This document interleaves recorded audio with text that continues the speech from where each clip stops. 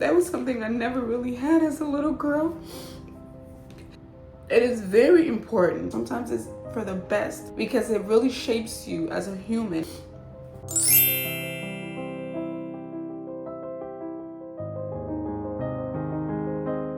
Hi family, welcome back to the channel and thank you so much for coming back. I posted a few days ago that I lost my father, and before I move on any further, I want to say thank you so much to each and every one of you for the love, the support, the comments, the prayers, and everything that you guys have sent my way.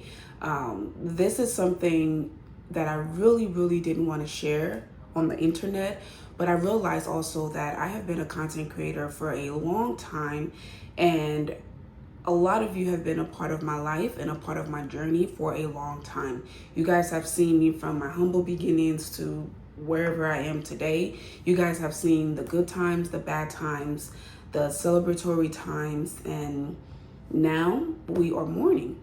And so I just thought it was fair to share this part of my journey with you guys, especially for anyone who may be going through the same thing or something similar as well. Loss is something that nobody really expects or plans for or even want to talk about.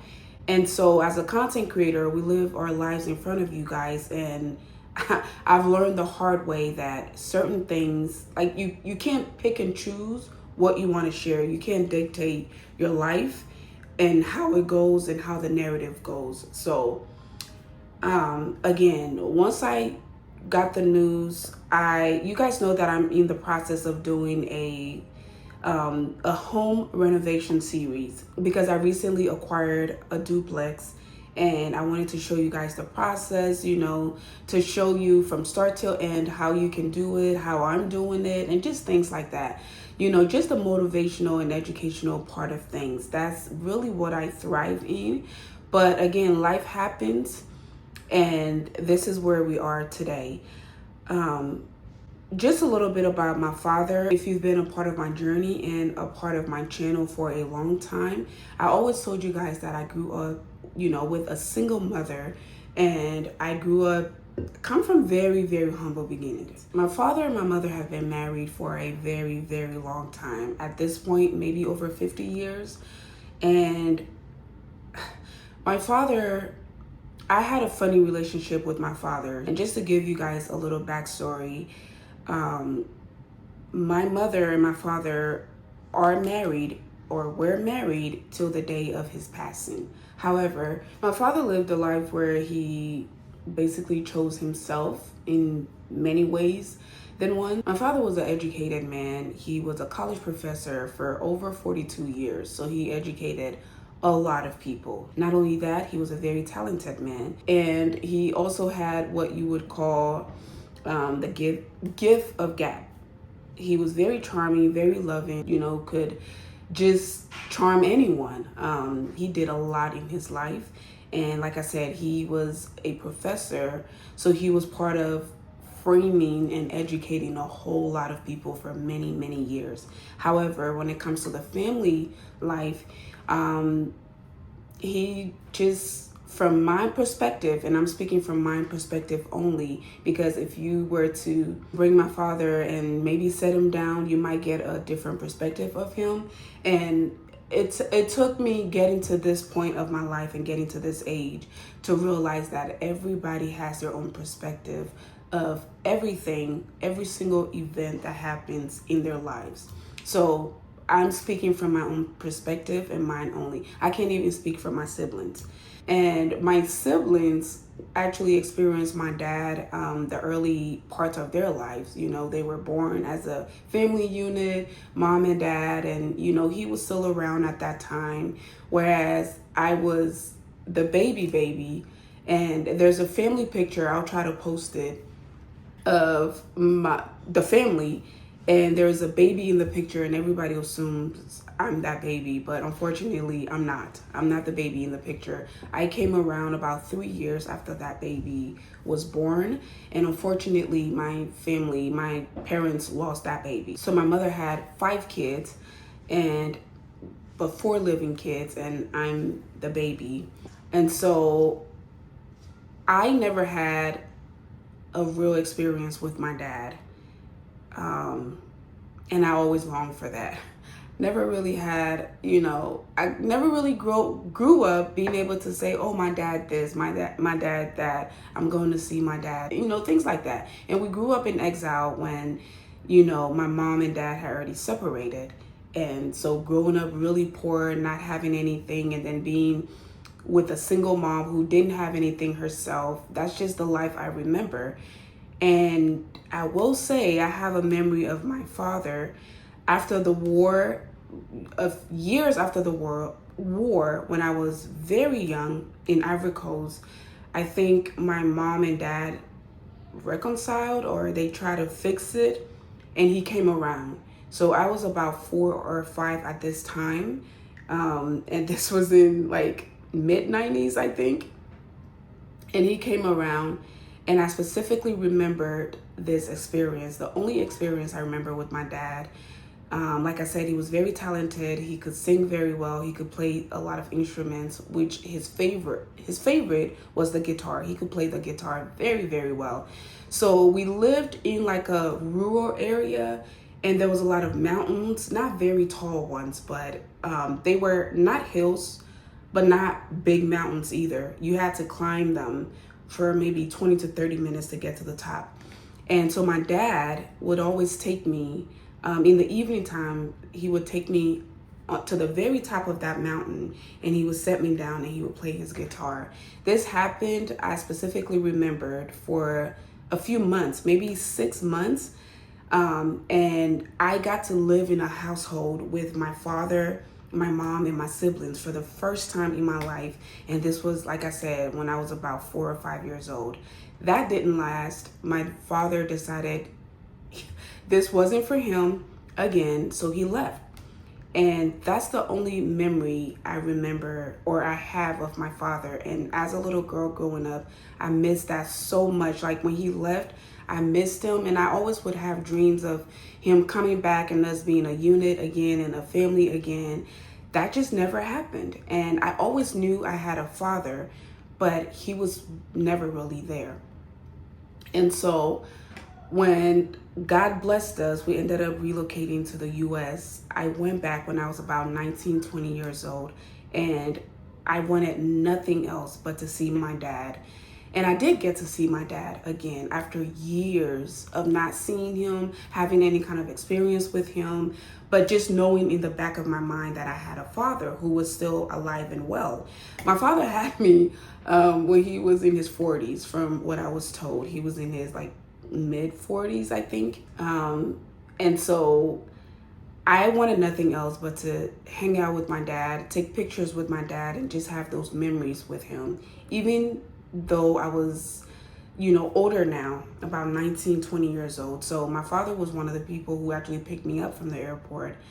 And let's just say that experience didn't go very well. And I didn't end up getting the pictures and the love and the things that I really wanted and that I had prayed for all those years. I was there for a month. I saw him very briefly, and then I ended up having to come back, and that relationship it disappeared again. And this is an experience that my siblings and I had with our dad.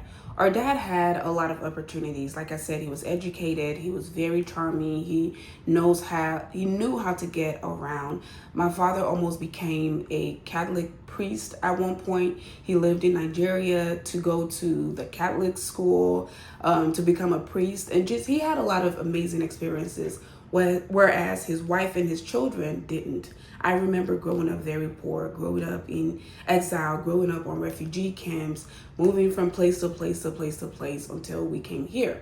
And so again, always longing for that fatherly figure.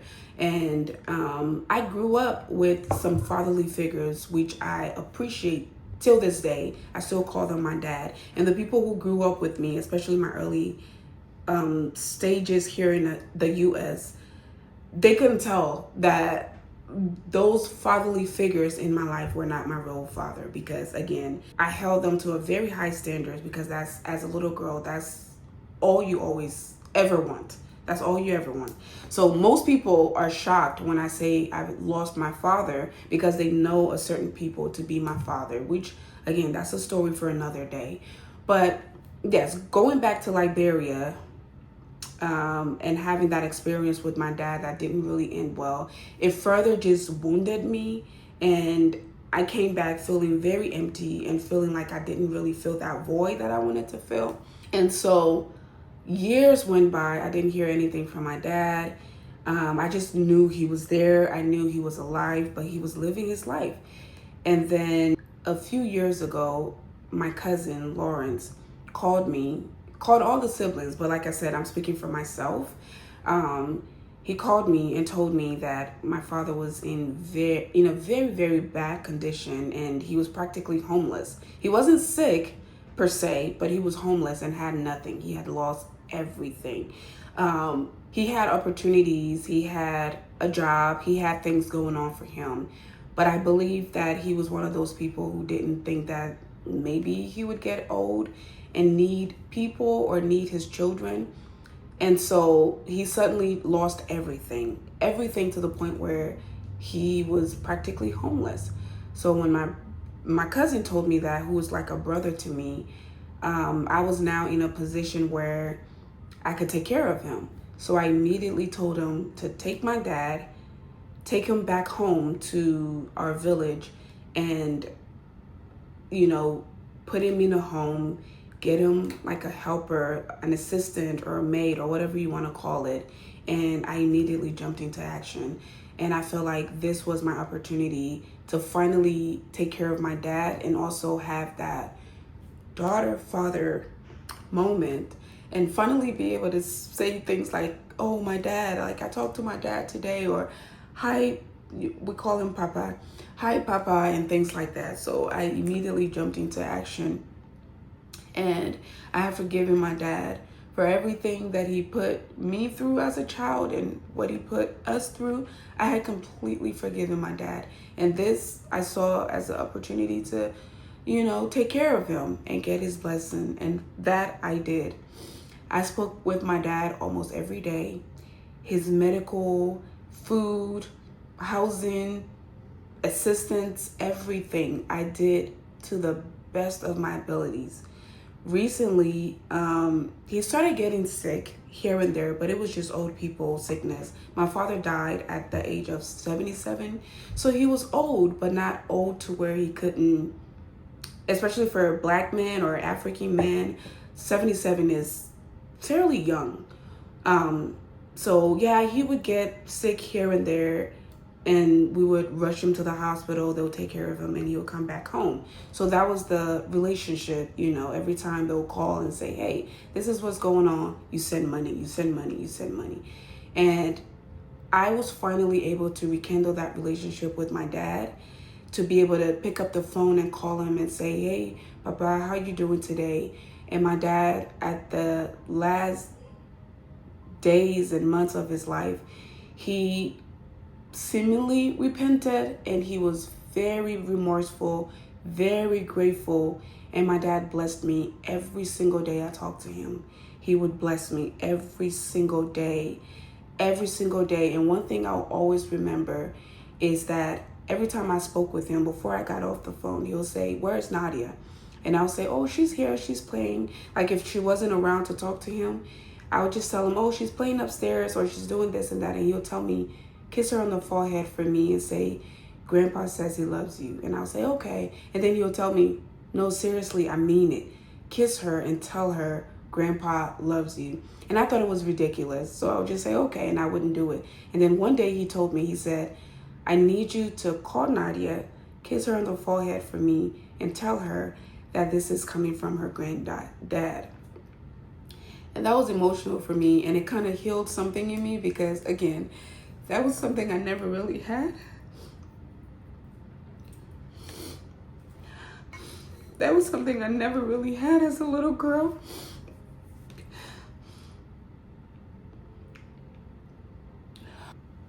It is very important, even if the mom and dad are not together, it's very important for kids to have that relationship with their dad, even if they don't live in the same house. the same household, especially for a little girl. It's really important to know that you have a father that cares about you and loves you and gives you hugs, and you can call him and get advice and things like that, because it really shapes you as a human. It shapes you as a person, even if the mom and dad are not together. Sometimes it's for the best for those two people to not be together, but it doesn't mean that you abandon your relationship with your child. It doesn't mean that you know, it doesn't mean that relationship ends, or it doesn't mean that it doesn't exist. So that broke me down, and it made me feel good also, because I can tell my daughter that your grandfather, even if it wasn't in person, I could tell her that your grandfather wants me to say hello to you, or he sends you loves and kisses. And it would melt my heart when she would get on the phone and talk to him. Like I said, my dad was a very educated man, so he could articulate himself and try to, because my daughter speaks the American English, and they would have a full conversation, and she'll get off the phone and say, oh, I was just talking to grandpa. And that's something I'll always remember. Every single day he talked to me, he'll tell me, kiss Nadia for me. When she wasn't around, kiss her for me and say, this is from grandpa. So a few months ago, he started getting progressively ill. He was never diagnosed with anything big, like, the big C word or this and that and that. It was we just said it was old people sickness, but none of us expected that he would go like that. And so it just progressed. He got sick today. We sent him to the hospital just like normal, and then he'll come home, and then he goes back, and then it started getting closer and closer and closer, the hospital visits. And long story short, one night, my cousin called my older sister and told her, hey, dad is really sick again, and he's not doing very well. So my sister said, take him to the hospital, just like normal, take him to the hospital in the morning. And that morning didn't come. My brother called my cousin called my sister in Australia and told her we lost Papa. And so I got the news the next morning. I woke up. For some reason, I couldn't sleep that night. I did everything and just couldn't sleep. So I'm like, dang. But I thought it was the stress of, the renovation. The renovation process is very stressful. You're dealing with contractors and stores messing up your orders, and orders not coming on time, and things just not happening based on the timeline and the budget and things like that. So I've been a little stressed dealing with that. But this specific night, I just couldn't sleep. I got up and walked around, got on TikTok, did all the things, and just couldn't sleep. So I want to say about 4 to 5:30 a.m., I finally fell into a deep, deep sleep.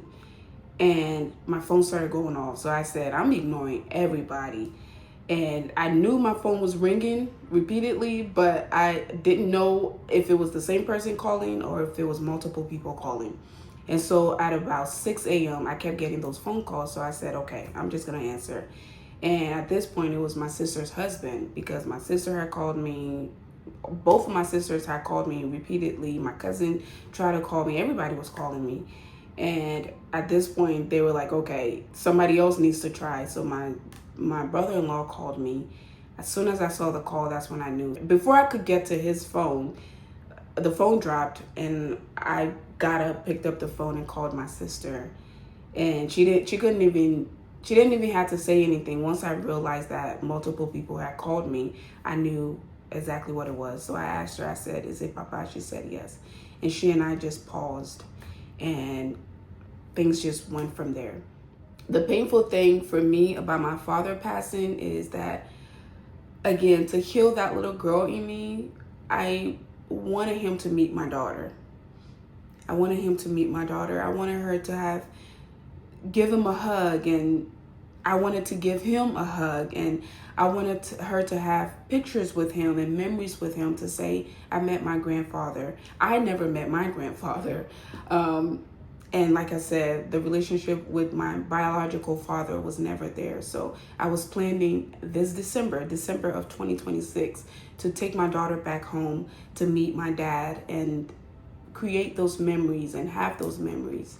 And so when they ever called me and said he was sick or needed this, I made sure I did everything, because I needed him to be okay, so that I can go back and meet him and show him that I have forgiven him and that I loved him and things like that. And so that news was very, very devastating to me. But on the other hand, I'm at peace, because I know that I forgive my father. I don't have any regrets. I don't have any resentment. And I did everything in my power as a child to be there for him and to do the things that I was able to do for him and to get his blessings. I don't care who you are. There's nothing like getting the blessings of your parents.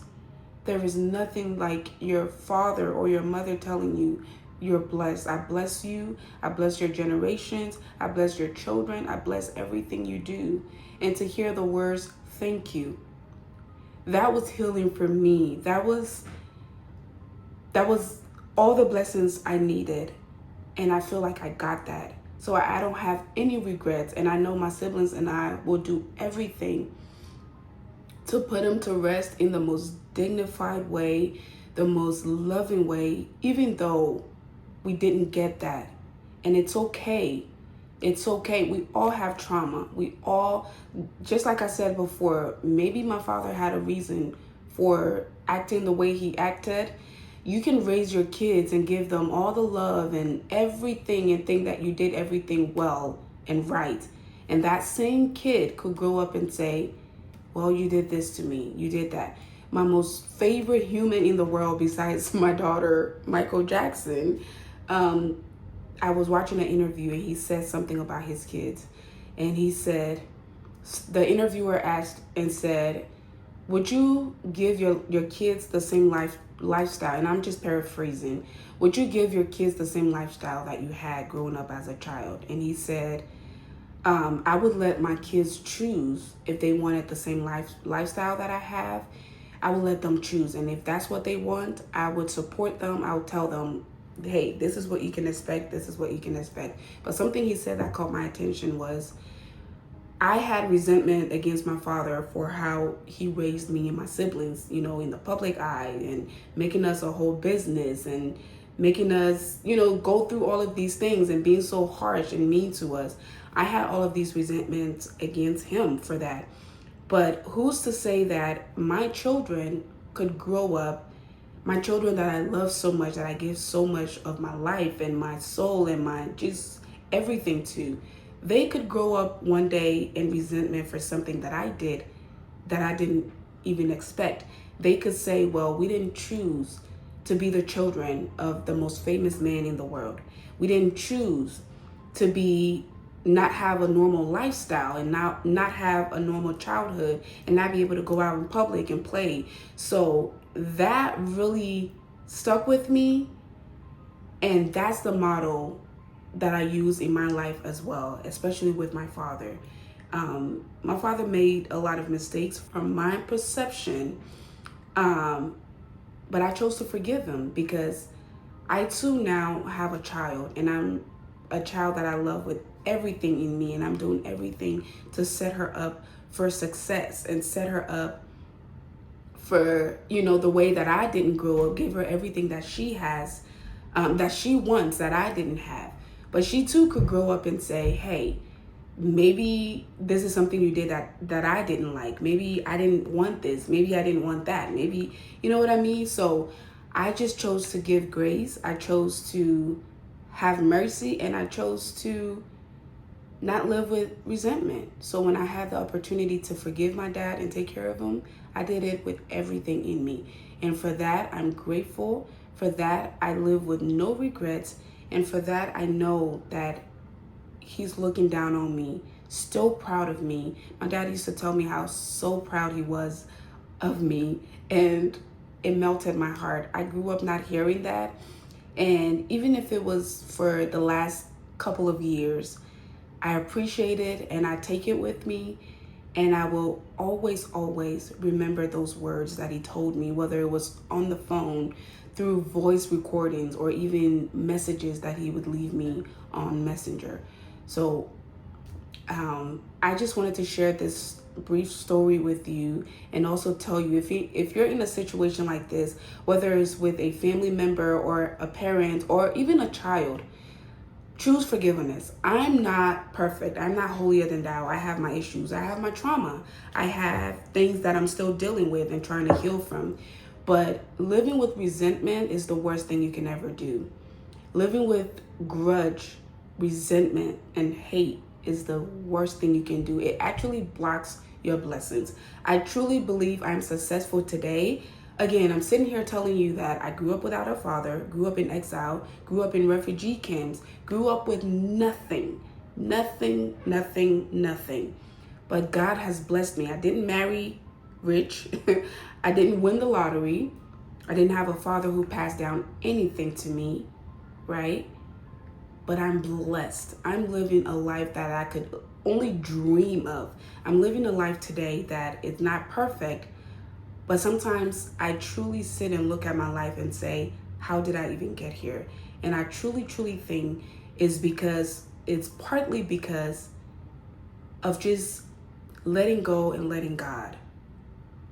I truly believe that, and having the blessings of both my parents is something that I don't take for granted. So if you're in that situation, I encourage you to just forgive for yourself and let God work through you to bless the people even the people that hurt you, the people that resented you or neglected you, or just anybody that has done anything to you. Forgive them, not for them, but for yourself, and see what God does in your life.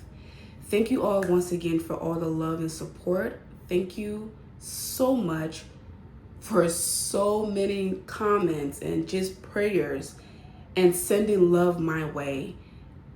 I'm grateful. I'm forever grateful, and I pray that my dad rests in perfect peace and knows that he's loved and he's forgiven, and that God is the only person that can ultimately judge all of us. And I know that my dad would want nothing but for all of us to move forward and live our lives. So to my siblings, Prince, Bernice, Malika, Lawrence, my family, my mom, my poor mom, just keep us all in your prayers.